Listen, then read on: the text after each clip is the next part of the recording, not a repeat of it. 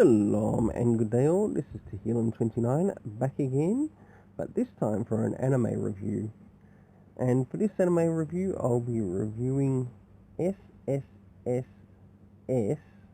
or 4S Dynazenon. Well, if it's something that I really have to make very blunt about this series is that one thing that it really had for this series is that it had amazing character development. But I also want to point out that it also had a bit of a disappointing delivery. And I'll explain why as I move further into the review. I was originally going to cover this in regards to the Rainbow Press and Comics website, but I'm going to cover some of the stuff that I actually wrote on that before moving into the rest in regards to Dynazenon. It is a part of the Gridman series. Well, a while ago at home, by recommendation of some friends online and also on YouTube, I decided to check out 4S Gridman, and I must admit I really enjoyed that series, and as it came off as well balanced in its approach and a surprise at the end of the series. And I liked how they also brought across who the main big bad villain was, even though that's not going to be seen in the actual review side of things in regards to the website. I decided to include that. So I thought after checking out S.S.S. Gridman or 4S Gridman, the anime series, I would give Dynazenon Gridman series a go to see if it could deliver at least an equal performance to the previous Gridman. And boy, was I surprised. I was really hoping it would have been way better, or at least a real nice sequel. As it also seems to take place in like a different dimension within the Gridman universe. The synopsis is one day home on a first year student of Fuji Yokudai. Sorry if I screwed that up. High school named Yomogi Asanaka meets a mysterious man named Goma, who you see at the front of the picture there, who claims to be a kaiju user, and suddenly a kaiju and a giant robot, Dynazenon, appear. Yumi Minami, Koyomi Yamanaka,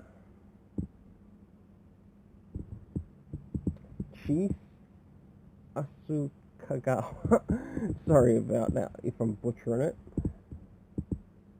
and they team up together with Yomogi as they are caught up to battle pretty much their first kaiju in the series. And one thing that I did find that this series did get right, it was actually the growth of the characters. Starting off with Galma, what we learn about him in the story is that he lived around over 5,000 years ago. Something ended up happening, and sure enough, he ends up coming back to life 5,000 years later. And we also learned that one of the enemies to which he also encounters back in his return are called the Kaiju Eugenesis Club, to which he also knows and has a connection to them because he was once a member of them. And that was really nice as it's shared in regards to that.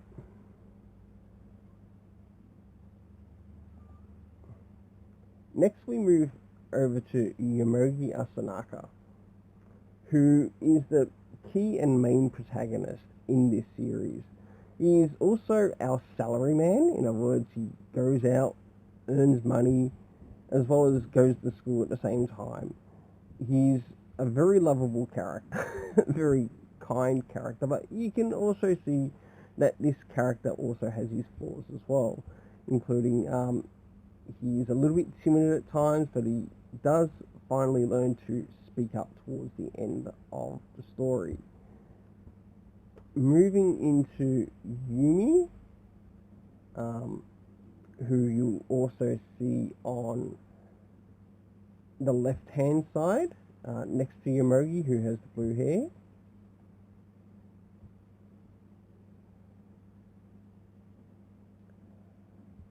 This character, we learn about that she is trying to find out what happened to her sister. Did she commit suicide or was it something else?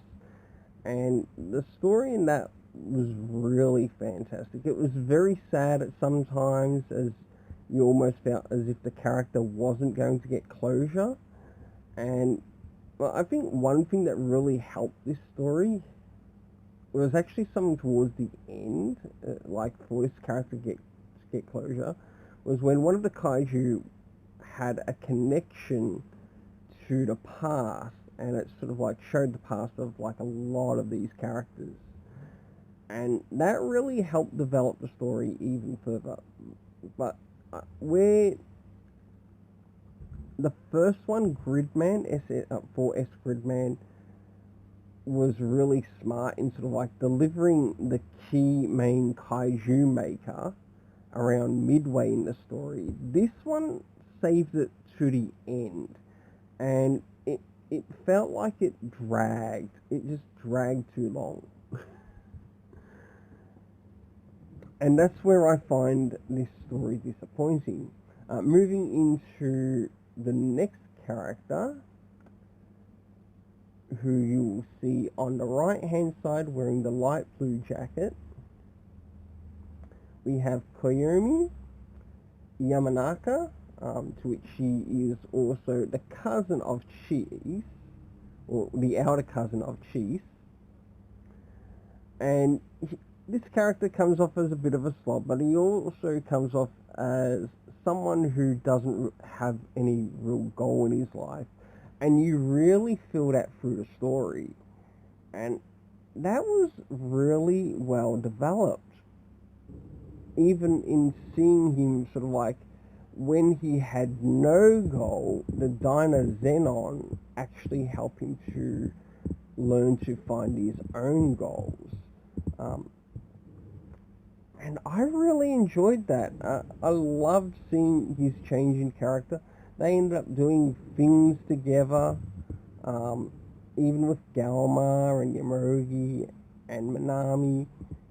It was really nice. It really set the pace.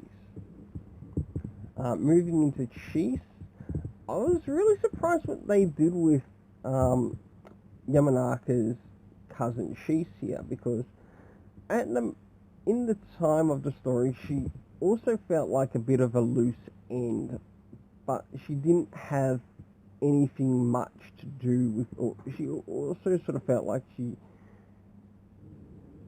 didn't feel fully a part of the Dynazenon group until she encountered a gold kaiju within the story, and this really gave a change to her and her character. Now this is fantastic, and I loved what was done here. Then you'll see Cheese with the red hair in the image there. She's sort of like leading the way in the image as they're walking towards, well, the city. Now, jumping into what led to the big bad boss in this series. The character's name was Suzumu. Even though you do not see him in the picture, you can look through online to see the character. This character was made out to be the big bad, but only towards the end, and that's where it really disappointed me within this. And I'm really surprised, because even this character sort of learnt a few things along the way too. even to the point to which he started to show some form of care to other people around him. Then as the kaiju users of the Genesis Club sort of like joined up to whip him towards the end, it really let the rest of the season go. We did encounter sort of like the Gridman Knight, and at one time I almost thought that they might have actually been the big bad, and sure enough that was a wild goose chase, and it felt really bad for the story. And it would have been nice to have at least seen something, even though they did sort of team up with Xenon and form their own new Gridman. It was really surprising.